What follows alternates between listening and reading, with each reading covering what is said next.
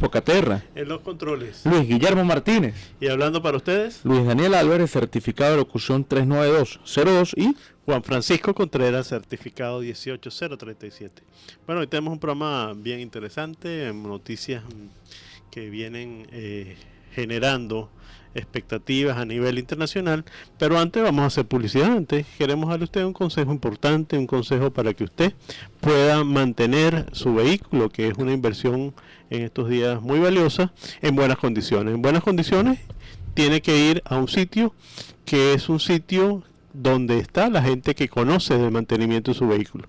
Está la gente que va a indicarle a usted cuál es la mejor o lo mejor que debe hacer para que su vehículo le dure mucho tiempo. ¿Dónde está Chevy Express Bellocampo? en la avenida Santa Ana. Es muy fácil llegar. Usted viene por la avenida principal de Bellocampo y al final, donde antiguamente quedaba un restaurante muy grande, al frente hay un edificio de cristal con sus arbolitos, con su espacio, con su jardín. Esas son las instalaciones de Chevy Express Bellocampo. Y si a todo lo que les hemos dicho, usted suma que puede tomarse un café, una manzanilla, si es jueves escucha Sin Fronteras pero con límites, puede leer la prensa, ver televisión, caminar por las instalaciones, bueno, entonces no hay otra cosa que pensar que volver a Chevy Express Bellocampo, en la avenida Santana de Bellocampo. Chevy Express Bellocampo, una empresa de la gran familia Castellana Motors. Bueno, y comenzamos el programa de hoy. Luis, tienes un artículo, ¿no? Sí, vamos a dar lectura al artículo que nos publicó el diario El Universal en su versión digital del pasado domingo, donde además va a servir cierto punto para lo que será el abordaje del primer tema de la mañana, que tiene que ver con España y con algunos números que han ido apareciendo por allí. El artículo el pasado domingo 18 de enero se tituló Sacrificios de Unidad. Hoy domingo 18 de enero se estaría celebrando el centenario del nacimiento de Santiago Carrillo, líder primordial del comunismo europeo y polémico actor político por sus posturas radicales y propuestas agresivas demostradas durante distintos periodos de la historia. Sin embargo, Carrillo merece ser recordado por una enorme capacidad valorativa que permitió anteponer los intereses españoles a los de su propio partido, asumiendo que si se soñaba con la democratización de España, era pertinente sacrificar algunas banderas particulares y enarbolar los estandartes del consenso. Las fuerzas proscritas deseaban participar, lo cual representaba una ardua tarea, y el compromiso de Carrillo por respetar la institucionalidad y ayudar a edificar un nuevo país tuvo como fruto un decidido Adolfo Suárez, que ante el amenazante militarismo y la altanería de los que añoraban el régimen anterior, impuso el derecho y legalizó al Partido Comunista. A partir de allí Carrillo se erigió como un líder de la transición, incluso condenando el golpe de Estado de Tejero en 1981 con un valiente gesto en el que él y Adolfo Suárez permanecieron en sus escaños y el general Gutiérrez Mellado increpaba a los insurrectos, mientras a través de las armas los sublevados obligaban a los parlamentarios a tirarse al suelo. Esa imagen representa el respaldo al sistema y la decidida actitud de algunos a no bajar la frente ante los atropellos de la violencia. Afortunadamente la democracia superaba las horas aciagas. Empezando por el rey Juan Carlos, la sociedad condenó los nubarrones del pasado y fortaleció la libertad. En cuanto a Carrillo, su vida política siguió siendo polémica y algunos sectores intentaron mantener viejos reclamos que el tiempo aún no ha borrado. Sin embargo, la historia debe recordar a Santiago Carrillo como el hombre que fue capaz de sacrificar muchas de sus propuestas para que la unidad y la democracia española pudieran triunfar. El artículo Sacrificios de Unidad, que nos publicó el diario Universal en su versión digital del pasado domingo 18 de enero de 2015. Comentábamos ahí el episodio del escaño de Adolfo Suárez de Santiago Carrillo.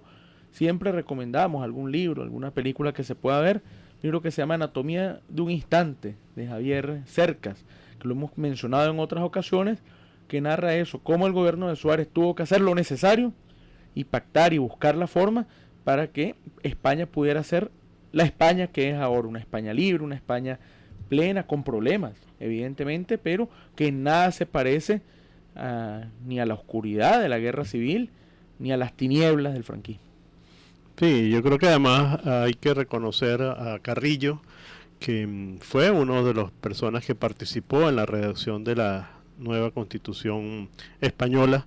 El hecho de entender la realidad del momento y de tratar de buscar un consenso que permitiera que España pudiera entrar en la modernidad y que España pudiera generar un país distinto al que estuvo durante el gobierno de Franco, un país moderno, un país con instituciones fuertes, que pudiera ser una de las economías más importantes del planeta y convertir a España en lo que es actualmente, pues un país importante dentro de la Unión Europea y dentro del concierto internacional.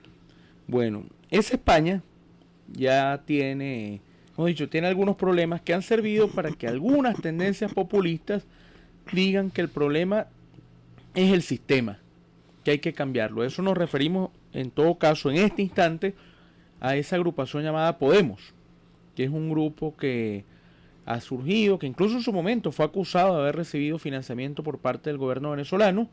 Eso creó un gran escándalo en los medios de comunicación en Europa, que tiene incluso una propuesta de un mayor control del Estado y que dice que hay que cambiar las bases españolas. Se ha hecho entonces una encuesta para ver cómo está en este instante. Recordemos que la encuesta es una fotografía. Entonces, ¿cuál es la foto de este momento para las elecciones españolas? Y hay que prestar atención a la encuesta porque refleja algún dato interesante. Estos son estimados de votos, de votos y de escaños. Bueno, el Partido Popular, partido de gobierno en este momento, tiene el 29,3% de la aceptación. Esto le daría lugar a unos 132 diputados al Congreso. Pueden pensar los oyentes o quienes nos ven hoy a través de la cámara, que la segunda fuerza, como ha sido tradicional en España, es el Partido Socialista Obrero Español, el partido de Felipe González, el partido de José Luis Rodríguez Zapatero, de Pérez Rubalcaba. Resulta que no. En este momento, la segunda fuerza, con un 21,1% y una proyección a obtener 89 de los 350 diputados, es Podemos. Esa fuerza de Pablo Iglesias, de la que hemos venido hablando, que tiene cierto nicho o lugar en la Universidad Complutense, donde muchos de ellos son profesores y se han dedicado a asesorar a algunos gobiernos. Entre ellos el de Venezuela, ¿no? Veíamos al señor Iglesias en muchas ocasiones caminando por los pasillos de Miraflores, recibiendo jugosas remuneraciones por su asesoría. Incluso esto lo animó a generar este partido en España, un partido que utiliza nombres latinoamericanos. Hay varios partidos en América Latina que se llaman Podemos y decidió utilizar ese nombre en España para generar un nuevo partido político que se basa en algunos principios que hemos visto utilizando a algunos políticos latinoamericanos, especialmente populistas. Así que nos llama la atención y yo creo que la primera reflexión es que nadie aprende por experiencia ajena, ¿no? Sí, y además de eso, bueno, ¿cuáles son las tesis? Que además de la mezcla en muchos casos y la ambigüedad, basta con leer a gente, por ejemplo, como Monedero, que es otro de los que está ocupando este grupo y que también es muy conocido como uno de los asesores de Venezuela. Bueno, el tercer partido en preferencias con un 19,2%, un margen estrecho, pero es significativo que no sea el segundo, sino el tercero, es el PSOE. Tendría 80 o aspiraría a unos 80 diputados. Y siguen otros movimientos que mencionaremos algunos porque tendrían que ver si se aspira o determinar qué tipo de gobierno se aspira. Ciudadanos tendría unos 11 diputados, Convergencia y Unión, el partido catalán, tendría 11. Estos serían potenciales aliados del Partido Popular. Esquerra Republicana Catalana tendría 8. Y es importante esta relación porque Esquerra Republicana es el grupo que se ha incorporado al gobierno del señor Mas en Cataluña. Los que hablan incluso con mayor fuerza desde hace muchos años de una independencia o de una autonomía mucho más fuerte. Pero entonces los, entre comillas, conservadores catalanes de Convergencia y Unión tendrían posibilidades de obtener más escaños. Eso nos dice, no a lo mejor para la foto general, pero sí para el caso particular de Cataluña, que este estudio no lo comprende. El Partido Nacionalista Vasco, también potencial aliado del Partido Popular, 6 diputados. UPyD, que fue un fenómeno electoral en las elecciones anteriores, o al menos tuvo una fuerza importante, tendría 5 escaños. Amaiur tendría 3. Y quedarían entonces en un plano secundario Compromís, Izquierda Unida, que alguna vez quiso romper el bipartidismo en España, hoy reducido a obtener muy pocos parlamentarios, y por último algunas otras fuerzas regionales que pueden tener. Eso entonces dejaría en un plano disminuido a unos partidos que vienen, fíjense, aspira el PP 132 después de obtener 186, aspira el Partido Socialista 80 luego que haya tenido 110, Convergencia y Unión también disminuiría. Entonces es importante esta relación para reflexionar sobre qué pueda pasar en España, hasta qué nivel la institucionalidad española no terminará privando, y dejen bien sea que se unan los factores. Ya se habla hasta de un pacto PP-PSOE ante cualquier eventualidad de un surgimiento de las fuerzas de Podemos, que antes han mermado, porque la gente dice que bueno, irrumpió con un gran acierto, pero que da temor si es la experiencia venezolana, si es la experiencia boliviana, si es la experiencia ecuatoriana. En cuanto a lo mejor la ecuatoriana y bueno, la economía, pero a qué niveles de libertad. Entonces, observar qué va a ocurrir, pero es importante esta encuesta.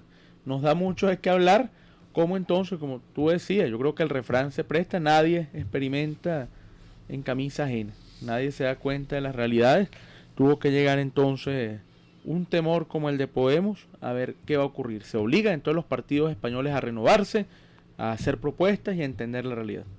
Sí, yo creo que es importante que veamos ese crecimiento exponencial que ha tenido este partido Podemos, que incluso hay elecciones regionales en España próximamente, y el partido Podemos tendría la posibilidad de ganar en algunas regiones, en algunos municipios. Sin embargo, lo paradójico del asunto es que no tienen candidatos en muchos sitios. Este es un partido que ha surgido en base a un liderazgo muy elitesco, surgido básicamente de un grupo de profesores universitarios de izquierda, que utilizando argumentos populistas han dejado o han usado el discurso para captar las bases de partidos como por ejemplo Izquierda Unida, que prácticamente desaparece, o sea, vaciaron ese partido de su base, y una gran parte también del Partido Socialista Obrero Español han comprado el discurso populista y demagógico de estos profesores universitarios que están proponiendo situaciones en España basándose en lo que vive España actualmente, una situación económica difícil, que han empezado a buscar alternativas distintas a los españoles, a lo que tradicionalmente estábamos acostumbrados a ver, pues a una hegemonía entre dos partidos nacionales grandes como el Partido Popular y el Partido Socialista Obrero Español, y este grupo ha empezado a mermar las bases de estos partidos tradicionales españoles. Bueno, entonces estaremos pendientes de qué puede ocurrir en España, qué va a pasar y hasta qué punto el temor no termina siendo o creando unas alianzas que a lo mejor no se esperan en lo natural, una alianza entre el PP y el PSOE, o examinar hasta qué nivel puede subir ese globo llamado Podemos. Sí, yo creo que bueno, y como te digo, hay una situación realmente inédita dentro de la política española, que este grupo que ha surgido así como la espuma, podría ganar en algunas regiones donde no hay candidatos o no tienen, digamos, la estructura o la gente para postularse este partido en algunas regiones de España, ¿no? Ejemplo, se hablaba de en Aragón, es una fuerza importante y no hay candidatos, ni líderes, ni personas que pudieran representar a este partido en esos sitios, ¿no? Sí, bueno, estaremos pendientes ahí. Y otro detalle que lo habíamos mencionado, ya cambiando un poco de tema, que tiene que ver también, habíamos hecho un comentario sobre lo que ocurría en Colombia respecto a las amenazas de algunos grupos, y señalábamos la semana pasada el caso de unas llamadas águilas negras contra Ángela María Robledo, la parlamentaria colombiana, y la ex senadora Piedad Córdoba, que incluso se encuentra inhabilitada del ejercicio de la política por sus contactos con la FARC. Y condenamos esas agresiones y esas propuestas porque eso no es hacer política. Resulta que siguieron las amenazas. Este grupo Águilas Negras volvió a publicar una carta donde acusa a algunos líderes regionales, a algunos luchadores de los derechos humanos de ser cómplices de las guerrillas, y promueven que tomarán la justicia por sus manos. Una carta por demás muy mal redactada y plagada de errores de redacción y de faltas ortográficas, palabras mal escritas y todo. Sin embargo, lo que decíamos que había que ser muy cuidadosos con esto porque podía convertirse en una espiral. Hay una respuesta del Frente Jorge Briceño de la FARC, o una carta del Frente Jorge Briceño de la FARC. Jorge Briceño es a quien llamaban el Mono Jojoy, que incluso fue abatido en una operación antiterrorista del ejército, entonces ahora uno de los grupos de la FARC le pone el nombre. Resulta que este grupo, que además declara abiertamente participar en Emeta, Casanare, Cundinamarca, y menciona una buena cantidad de departamentos en Colombia, ha declarado objetivo militar a algunos parlamentarios y a algunas otras personas. Declaró a algunos abogados, declaró objetivo militar, que no se responsabilizan por la vida de esa parlamentaria María Fernanda Cabal.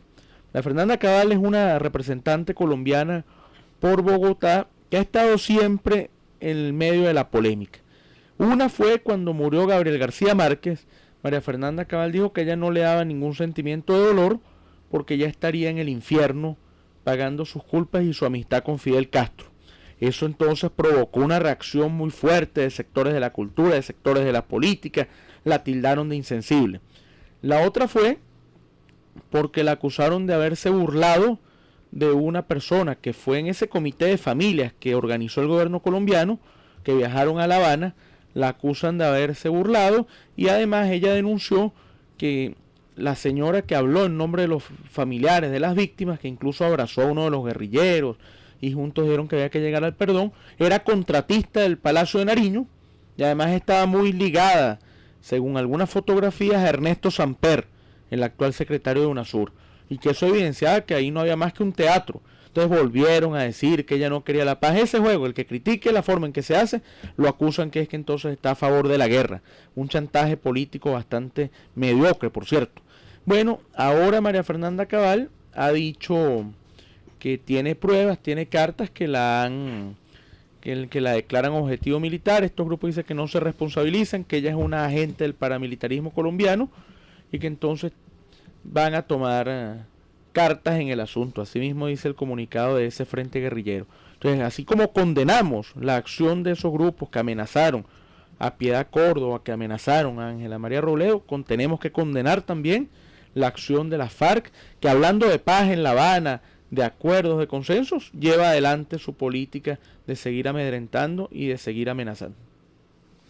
Bueno, seguimos pendientes del tema colombiano y de cómo se realiza durante el tema de estos diálogos de paz que parecieran cada día más complicados, esta situación interna que se produce dentro de Colombia, ¿no? Vamos entonces. Bueno, estábamos hablando hace un rato de tema electoral, de encuestas. En las encuestas la gente trata siempre de ser el primero en la fila, pero en este caso vamos a escuchar entonces el último de la fila. Sí, pero antes vamos a hablar un poco, porque hablando de filas, creo que es importante que hablemos antes del tema de Argentina, ¿no?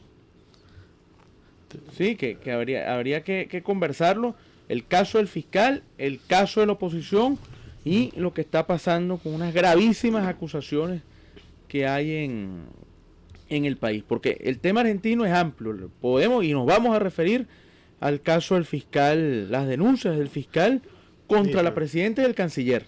Así es. Pero también la forma en que la oposición argentina está atendiendo este tema. Sí. Creo que el tema argentino es el tema central de la mañana de hoy. Claro, yo creo que bueno, podemos hacer un break y después después del break entramos con el tema, más, sí, para hacer, digamos, el corte. Y les recordamos a ustedes que cualquier cosa pueden comunicarse con nosotros a través de www.radiosintonía1420.com.es. Pueden ahí hay un chat donde pueden escribirnos y trataremos de dar respuesta a cualquier sugerencia o a cualquier pregunta que ustedes nos realicen a través de la página web, o simplemente si quieren comunicarse vía telefónica pueden hacerlo a través del 264-1494, 264-1619. Entonces hacemos el break y regresamos. Ya venimos.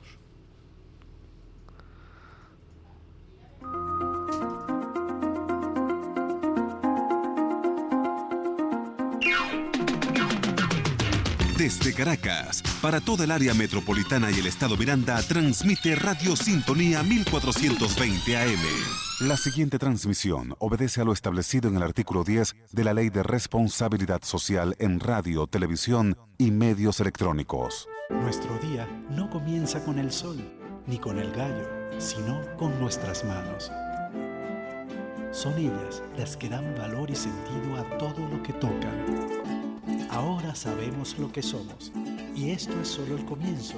Somos la Venezuela que trabaja. Gobierno Bolivariano. La información más completa en fútbol la encuentras en lavinotinto.com. Análisis, comentarios, noticias, opinión. De lunes a viernes, de 12:30 a 1:30 de la tarde, lavinotinto.com. Conducido por Juan Carlos Rutilo y presentado por Sintonía 1420 AM. A partir de este jueves 22 de enero, usted podrá disfrutar de Ágora Histórica, un programa donde se tocarán temas serios en forma amena. Ágora Histórica tratará hechos históricos en el área de pensamiento político venezolano, analizados por Caribay García León y la participación activa de sus oyentes e invitados. Ágora Histórica, este y todos los jueves a las 3 de la tarde por Sintonía 1420 AM. Sintonía 1420 AM. Estás escuchando Sin Fronteras, pero con límites.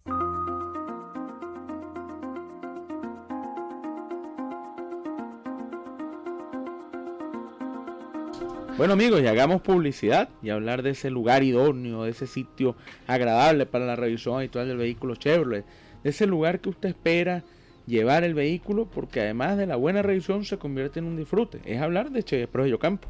Así es, Chevy Express Bellocampo está ubicado muy céntrico, un sitio muy agradable y muy céntrico en el cual usted puede llegar a través de la avenida principal de Bellocampo, cruza con la avenida en Santa Ana, ahí justo en esa esquina está en un edificio de cristales y donde usted entra, siente el confort de estar en un sitio agradable, donde no va a estar pendiente de mancharse con grasa o de ensuciarse con algún charco de agua la ropa, y está muy céntrico, así que puede hacer alguna diligencia cercana que tenga que hacer mientras repara su vehículo y usted regresa a buscarlo ya en buenas condiciones y además limpio, porque además hay ahora el servicio de lavado de su vehículo. No hay que pensarlo mucho. Chevy Express Bellocampo, una empresa de la gran familia Castellana Motors. Bueno, y estábamos hablando de España, estábamos hablando de la situación de la política española. Vamos entonces a oír un grupo español que se llama El Último de la Fila, que habla de un burro amarrado en la puerta del baile. Así no se quiere sentir ninguno de los partidos, mucho menos al PSOE, pero sin embargo esperaremos a ver cómo se desenvuelve este proceso electoral en España. Así que escuchamos al Último de la Fila.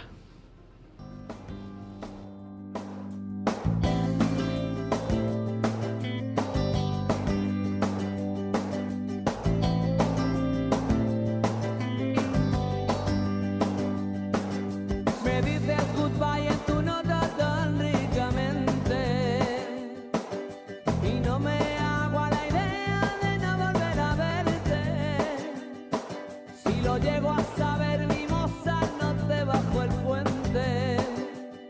Me tiré de cabeza y me arrastró la corriente. Este es mi destino, al cabo de la calle estoy. Me siento como aquel ladrón que busca su fortuna en un callejón por donde nunca pasa nadie, como un burro amarrado en la puerta del baile. Mi primo que tiene un bar desde siempre me ha dicho, y me consta que todo lo dice de muy buena fe: tanto tienes, tanto vales, no se puede remediar. Si eres de los que no tienes, a galeras a remar. Y si solo tengo amor, ¿qué es lo que valgo yo? Si tengo ganas de bailar, ¿para qué voy a esperar? Ahora necesito amor, es mi única ambición. Como yo no sé bailar, a galeras a remar. Baila conmigo, amor, que soy muy cariñoso, guapa, que aunque muy chico y muy feo, piloto de aeroplano soy. Llévame así, mi amor, y a comer un arrocito a Castellón. Si total son 4 días, ¿pa' qué vas a escribirte el limón? Ascolta, Piquer, dame aire con tu abanico, que suelta Barcelona y amor da calor.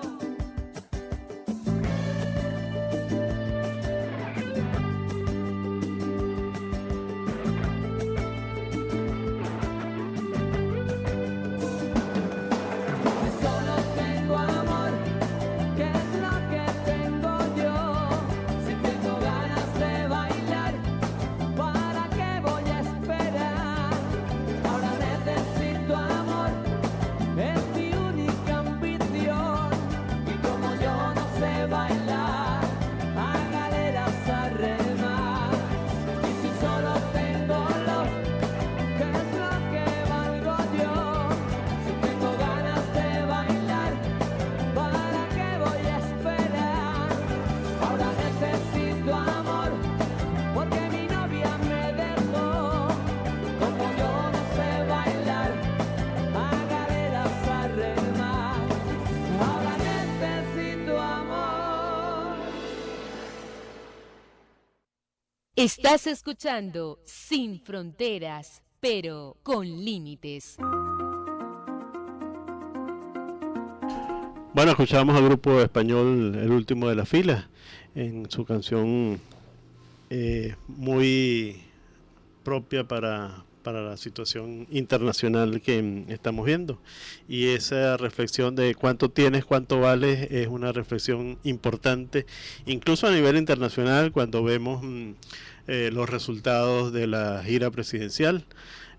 Cuanto no tienes, no vales nada. Así que cuando uno va a buscar afuera ayuda, evidentemente que tienes que tener algo de respaldo, porque si no, no vales nada.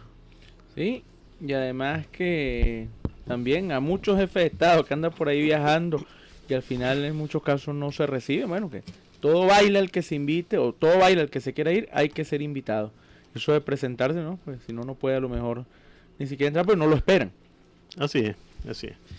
Bueno, creo que es importante que hablemos de un tema que tiene convulsionado a la opinión pública argentina, pero también a la opinión pública internacional, que es el caso de la muerte súbita del fiscal argentino Nisman, que iba a presentar una denuncia contra la presidenta Cristina Fernández y contra algunos miembros de su gabinete por estar de alguna forma encubriendo la verdad en torno al atentado terrorista que se sucedió en Buenos Aires, para tratar de alguna forma que esa verdad no saliera a flote. Entonces el señor fue encontrado, el fiscal, un día antes de su de su presentación muerto dentro de su apartamento.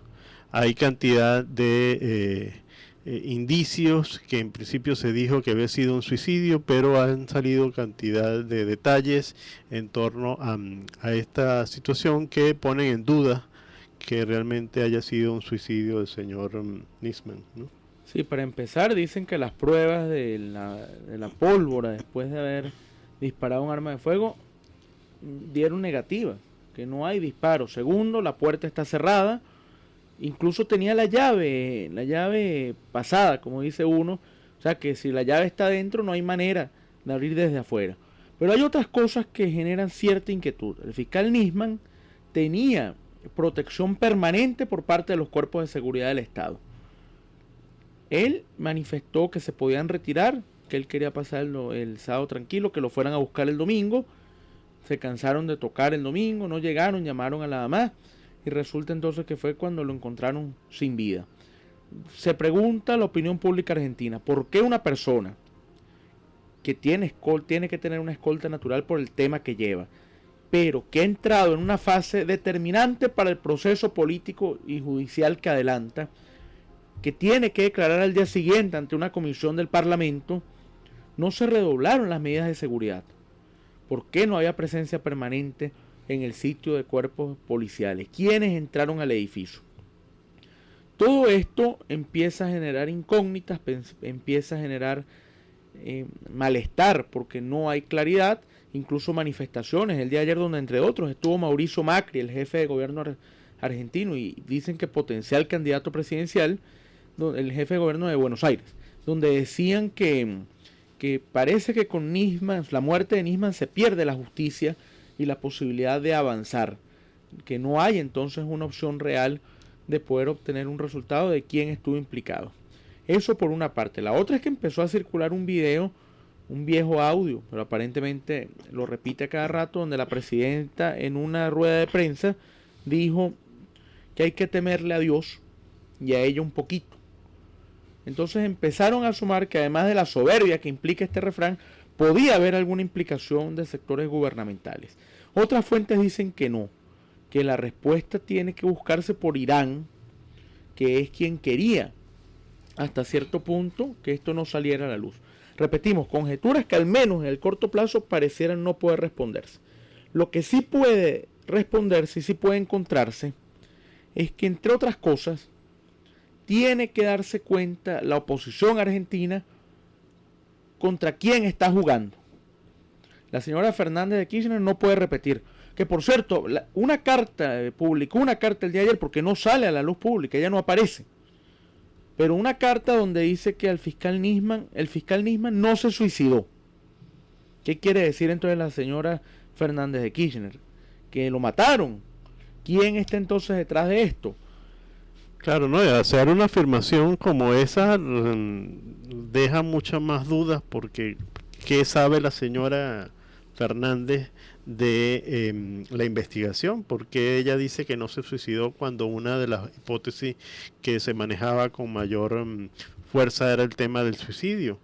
¿Será que la señora Fernández tiene alguna información que implique cómo sucedieron los hechos? El gobierno argentino ha tratado a partir de toda esta información que ha salido, de tratar de generar una matriz de opinión dirigida a que es un complot internacional que generó supuestamente unas pruebas falsas contra la señora Fernández y contra el gobierno, y que parte de ese complot era generar este estado de zozobra cuando la misma gente o el mismo complot que se generó contra la señora Fernández iba dirigido a, después de que se diera esta información sobre el gobierno, entonces eliminar al fiscal para generar más polémicas que pudiera desestabilizar el gobierno. Esa es un poco la hipótesis que el gobierno argentino está tratando de dar, diciendo que se trata de un complot internacional contra el gobierno de la señora Fernández. Y agrega además la señora Fernández que es todavía más grave respecto a lo que tú dices, que es que ella argumenta por qué no se suicidó, porque dice que tiene una buena vida, que tenía una forma de estar. ¿Cómo conoce la señora Fernández de Kirchner todo esto? O sea, ella tiene acceso a las pruebas. Sí. ¿Quiénes entraron en ese apartamento antes? Entraron cuerpos de seguridad, dicen algunos, entró un médico. Eso no es claro. Sí hay la otra persona que está en la palestra, es Timmermans, el canciller, que ha sido señalado, ha solicitado su interpelación ante el Congreso argentino. Incluso Sergio Bergman, que es un diputado del PRO, del partido de Mauricio Macri, que además es rabino, ha pedido no solo un juicio político a Timmermans, acusándolo de traidor a la patria, por encubrir lo que ocurrió allí en la AMIA a cambio de esos vínculos con Irán, que es lo que se está acusando al gobierno de Cristina Fernández, sino que está pidiendo que Timmermans sea expulsado por un tribunal de ética comunitario. ¿Por qué razón? ¿A qué se debe este comentario? A que Timmermans es judío. Y entonces está la comunidad judía indignada porque dice que cómo es posible que el canciller que profesa el judaísmo y su religión es capaz de impedir que se investigue un atentado contra la comunidad, que es un atentado contra Argentina, pero es un atentado específicamente contra los intereses judíos en ese país. Entonces dice el rabino Bergman, rabino y diputado, que tiene que haber en la comunidad la expulsión porque él se ha apartado de lo que es la ética del pueblo judío. O sea, sumamente graves las acusaciones también contra Timmermans. Sí, realmente un caso muy complejo, además por la forma tan burda como se efectuó, con la falta de consideración o de oportunismo o de esto de las declaraciones de algunos funcionarios públicos.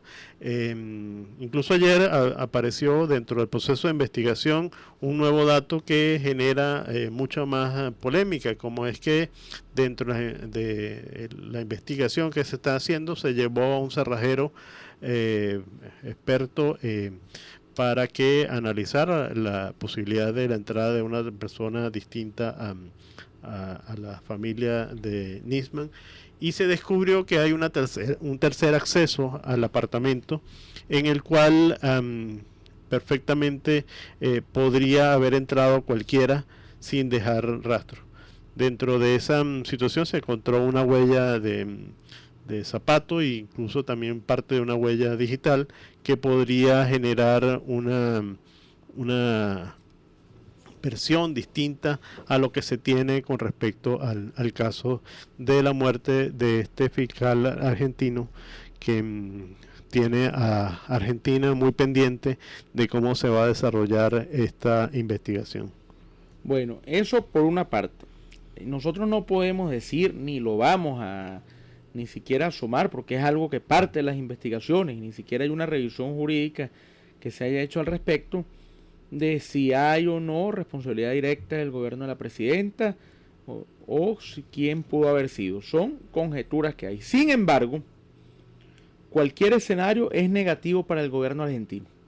Si está implicado directamente el gobierno en lo que ocurrió, imaginemos la magnitud de lo que estamos conversando.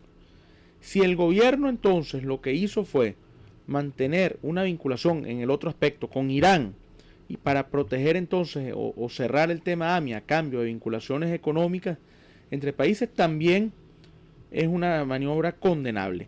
¿Qué quiere decir finalmente esto? Que hay que entender de qué tamaño es el adversario al que se enfrenta la oposición argentina y que la oposición argentina tiene que unirse. La oposición argentina tiene que enfrentar unida al que Cristina Fernández de Kirchner decida quién va a ser su candidato. ¿Qué ocurre? Que esta unión se ha hablado en los últimos días. Ha salido por allí de una forma bastante recurrente el senador Ernesto Sanz, que es un alto dirigente de la Unión Cívica Radical. Ese es el partido que impulsó en su momento el expresidente Alfonsín, que entonces ha planteado la necesidad de una gran alianza nacional y de conversar entonces, por ejemplo, con sectores de masa, de ampliar el espectro a otros grupos. Entonces alguien le pregunta, bueno, pero en esa alianza habría posibilidades de que usted acuerde con Macri y usted vaya de segundo. No, con Macri no hay ningún acuerdo posible porque yo quiero ser el que encabece la lista. Es decir, la alianza en torno a él, la alianza en torno a la Unión Cívica. Entonces, si sigue la oposición argentina enfrentando esto, por otra parte Lilita Carrió, que también viene de la Unión Cívica Radical y ya se enfrentó a Cristina Fernández, diciendo que el acuerdo tiene que ser con Macri, por otro lado corriendo solo el candidato Sergio Massa, es difícil que se pueda hacer. Vienen unas primarias obligatorias, que son las primarias abiertas, simultáneas y obligatorias en el mes de agosto. Esas primarias, bueno, es una forma de dirimir quién va a ser, hasta cierto punto, porque tienen que competir los abanderados y tienen que obtener más de determinado porcentaje. Pero una vez formulado eso, no puede haber sustituciones de las candidaturas. Si logran pasar, por citar alguna fórmula que lleve a Julio Cobos de la Unión Cívica Radical de presidente y a Ernesto Sanz de vicepresidente, y otra que lleve a Massa de presidente y a Duhalde, por citar un nombre que es improbable, pero ya fue presidente, lo lleven la vicepresidencia y ambos llegan, dicen, bueno, vamos a unirnos ahora con Julio Cobos de presidente y Sergio Macri o Sergio Massa, Mauricio Macri o Sergio Massa a la vicepresidencia. No es posible. La única forma es retirarse, porque no pueden modificarse las encuestas. Esto es una trampa electoral muy bien orquestada desde el gobierno argentino en su momento, y lo denunciamos, la ley electoral argentina. Es una oposición que no entiende a quién se está enfrentando, evidentemente. Sí, sí. Yo creo que la gravedad de las cosas que está pasando en Argentina conllevan a que la oposición argentina, si tiene vocación de poder, deba unirse para tratar de que cambiar el gobierno y que digamos se vuelva a retomar las instituciones y la institucionalidad democrática en Argentina. Bueno, comentar entonces, ¿quería cerrar algo más de Argentina? No, yo creo que hay que estar a la expectativa de cómo se va a desarrollar esta investigación y los resultados que van a salir de esta investigación. Bueno, podemos pasar entonces a otro tema que se ha convertido prácticamente en una sección de nuestro programa, que es la situación entre Rusia y Ucrania. Hay una declaración del gobierno ucraniano que dice que 18 soldados del ejército regular de Ucrania cayeron prisioneros por estas fuerzas rebeldes prorrusas que controlan la ciudad de Denitz. Se dice que fueron golpeados, fueron insultados, los trasladaron de un lugar a otro, en lo que evidentemente se trata ya de una guerra civil. La posición rusa es que ellos no tienen absolutamente nada que ver con esos grupos, son unos grupos autónomos que funcionan allí.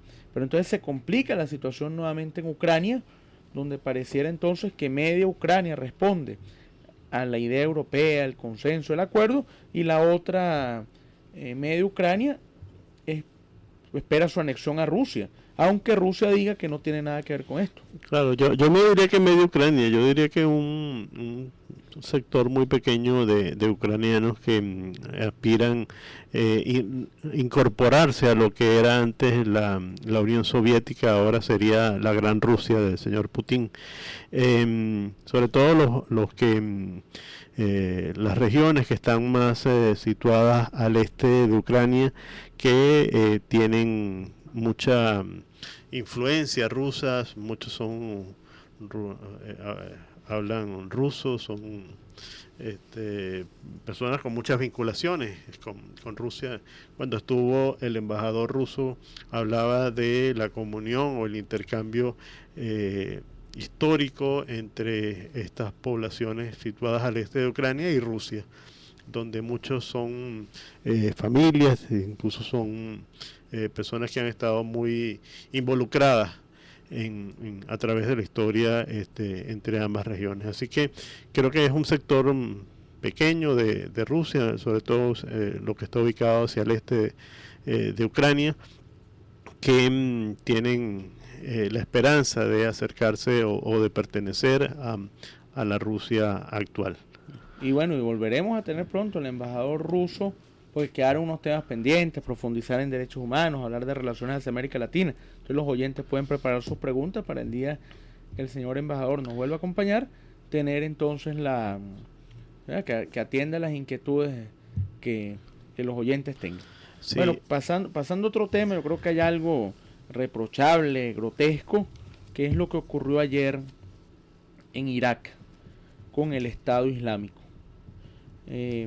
13 adolescentes, 13 jóvenes, 13 niños veían un partido de fútbol en Mosul, al norte de Irak, y entonces se presentó uno de los comandos del Estado Islámico y sin mediar palabras los ajustició.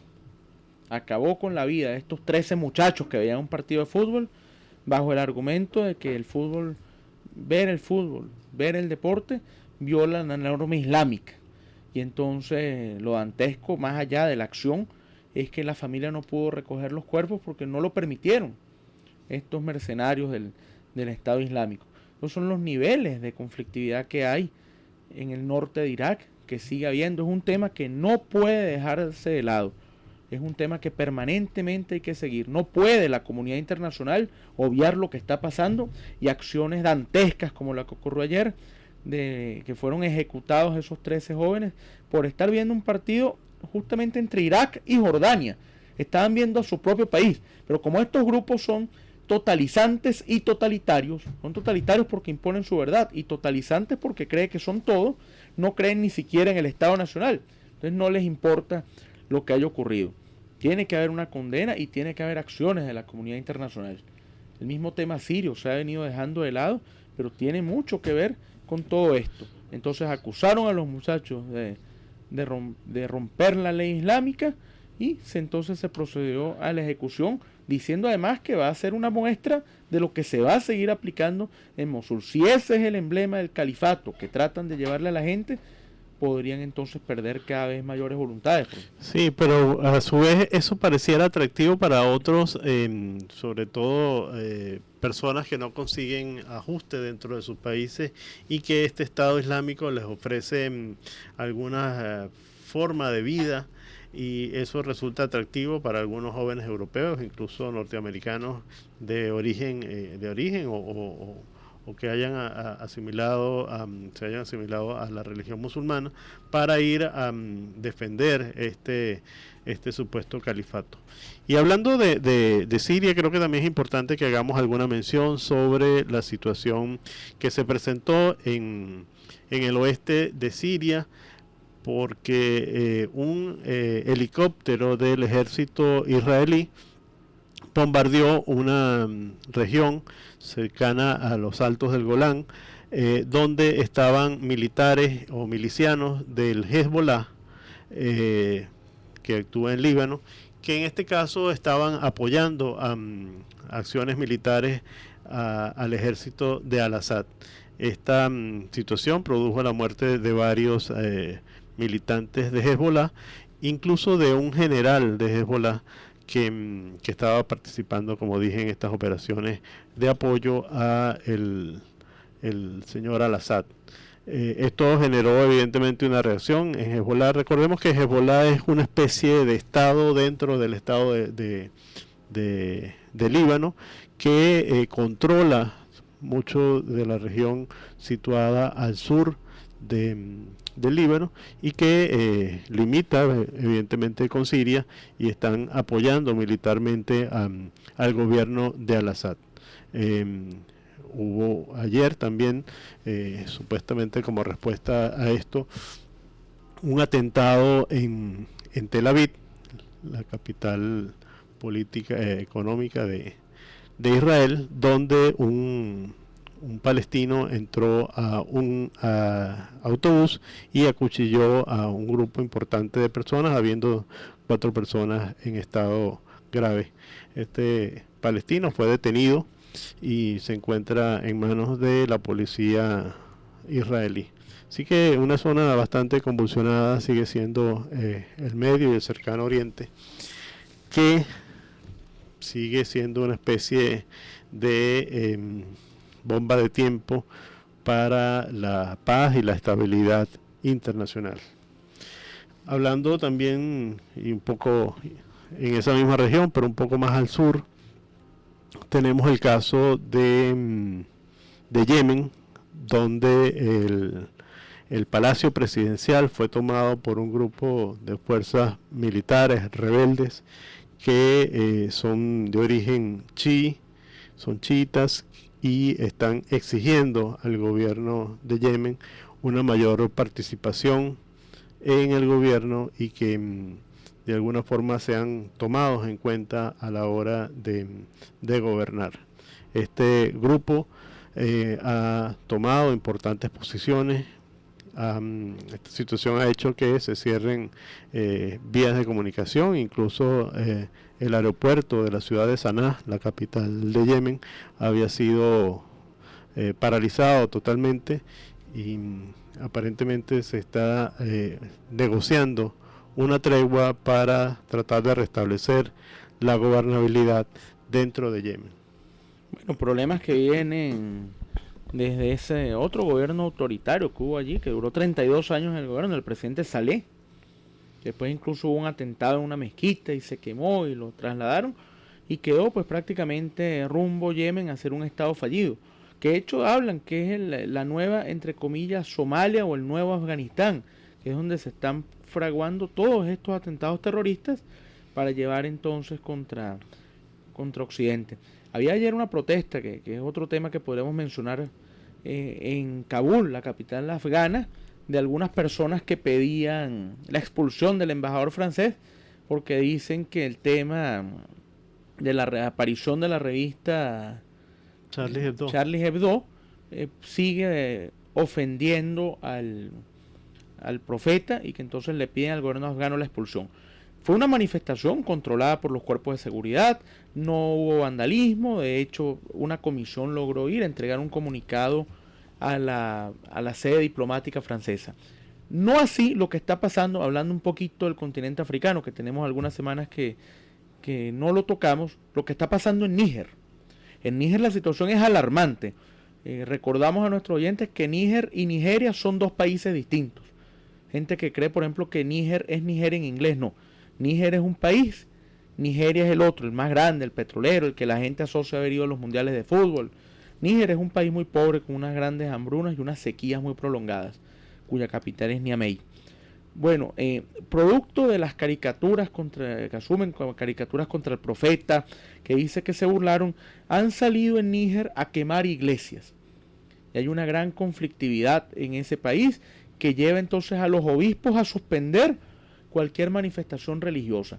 Esto implica, por supuesto, que cesa la misa, no se están dando misas en Níger, pero también la labor educativa. Entonces la niñez la que es castigada. La educación que sirve para progresar, para avanzar, es entonces limitada por estas acciones violentas. Dice que pese a que ha habido, dice la comunidad, los obispos, la conferencia episcopal de Níger, que aunque ha habido solidaridad y apoyo y fraternidad, tienen que tomar estas medidas porque es prácticamente imposible ejercer la labor católica de llevar la palabra, de conversar, porque se puede someter la persona a un ejercicio de violencia. Entonces no se habla del tema de Níger, como también se ha venido olvidando el tema de otro grupo muy similar al Estado Islámico, pero que funciona en Nigeria, que es el Boko Haram, que es este grupo que secuestra a las niñas, que dice que las mujeres no tienen derecho a la educación, que dice que hay que borrar cualquier asomo de civilización occidental.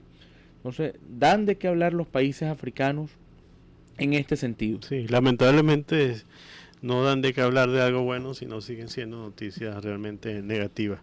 Y hablando un poco del tema de la religión y de la relación entre la Iglesia Católica y el mundo musulmán, vimos que el Papa Francisco estuvo de visita en Asia, estuvo primero en Sri Lanka y después pasó a Filipinas, donde hubo una misa gigantesca. Hablan de cerca de 6 millones de personas asistiendo a una misa, lo cual parecía una cifra como demasiado abultada, pero sin embargo da cuenta de la magnitud de la misa que se celebró.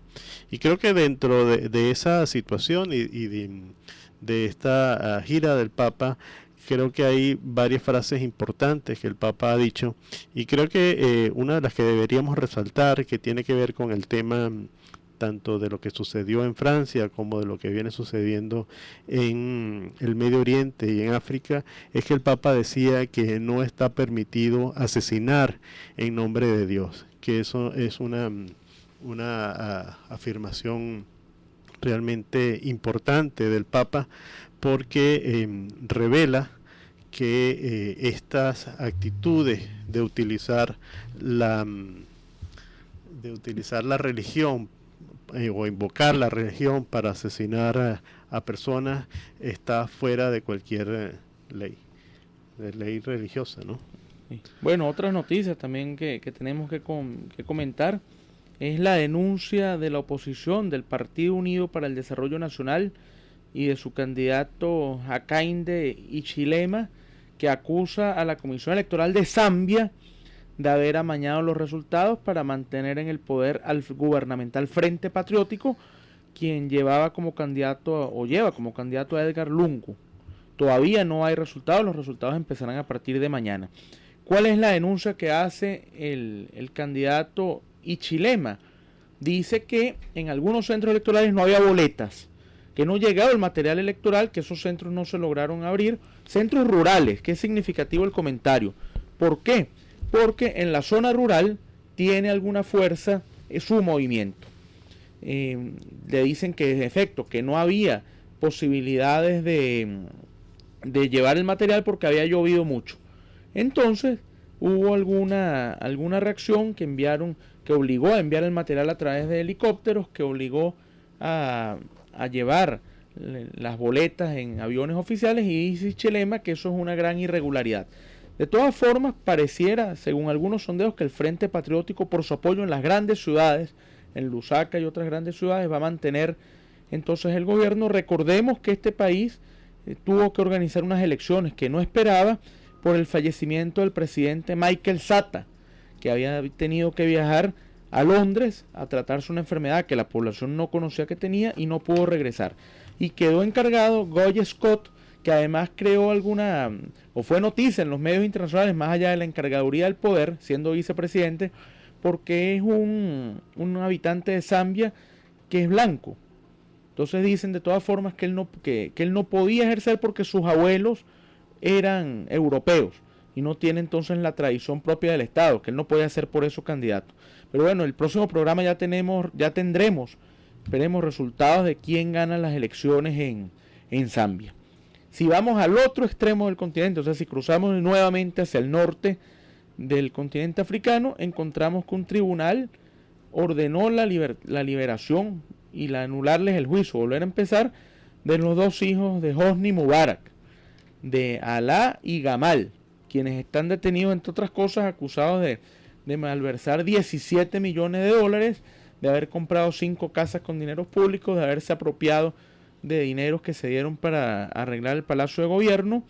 Claro, porque como manejaban Egipto como si fuera su casa, entonces ellos no rendían cuentas ni nada.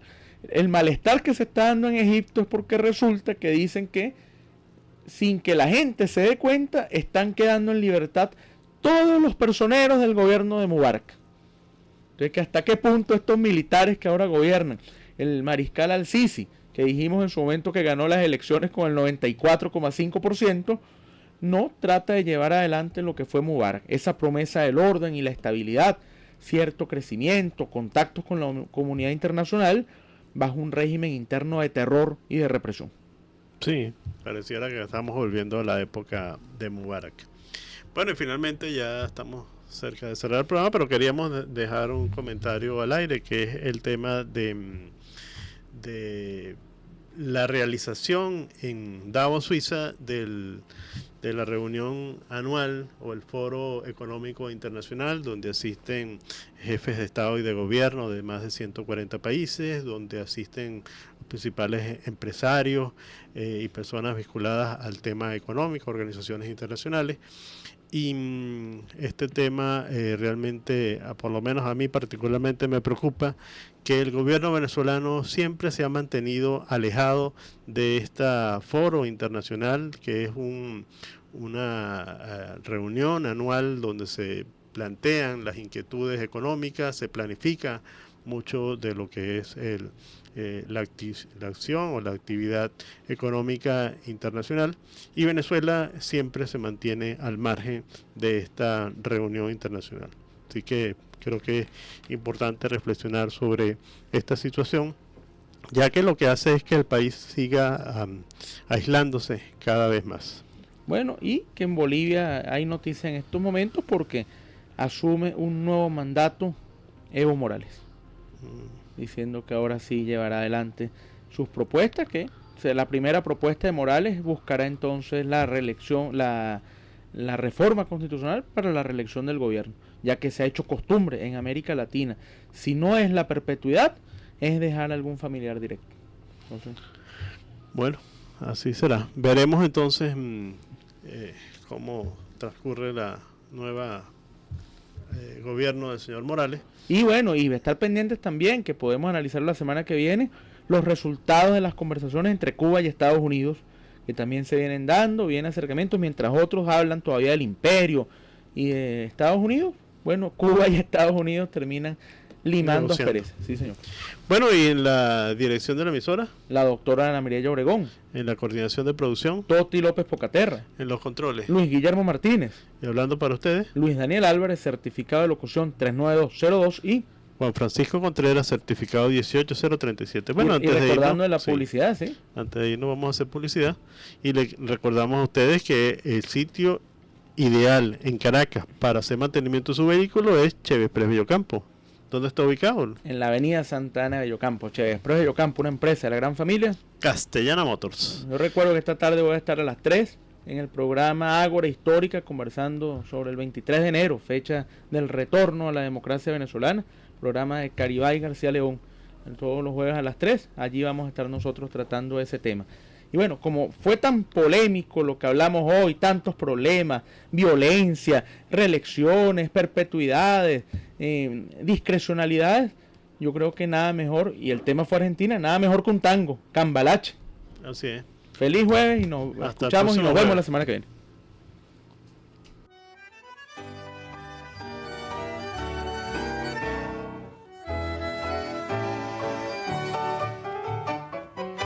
Estás escuchando Sin Fronteras, pero con límites. Que el mundo fue y será una porquería, ya lo sé. En el 506 y en el 2000 también, que siempre ha habido chorros, maquiavelos y estafados, contentos y amargados, valores y doblez. Pero que el siglo XX es un despliegue de maldad insolente, ya no hay quien lo niegue. Vivimos revolcados en un merengue y en el mismo lodo todos manoseados. Bueno, No, escuchamos no, Carlos Gardel con, no. con su canción Cambalache. Entonces, bueno, y un gran saludo a Yolanda Vanegas que nos está escuchando. Bueno, que escuche esta canción ya que le gusta tanto el tango, le gusta tanto Gardel y es asiduo oyente de nuestro programa. Feliz día. Lo mismo un burro que un gran profesor, no hay aplazación ni escalafón, los inmorales nos han igualado. Si uno vive en la impostura y otro roba en su ambición, da lo mismo que si es cura, colchonero, rey de basto, cara dura o polizón. Qué falta de respeto, qué atropello a la razón. Cualquiera es un señor, cualquiera es un ladrón, mezclado con esta bis que va Don Bosco y la Miñón, Don Chicho y Napoleón, Carnera y San Martín, igual que en la vidriera irrespetuosa de los Cambalaches, se ha mezclado la vida y herida por un sable sin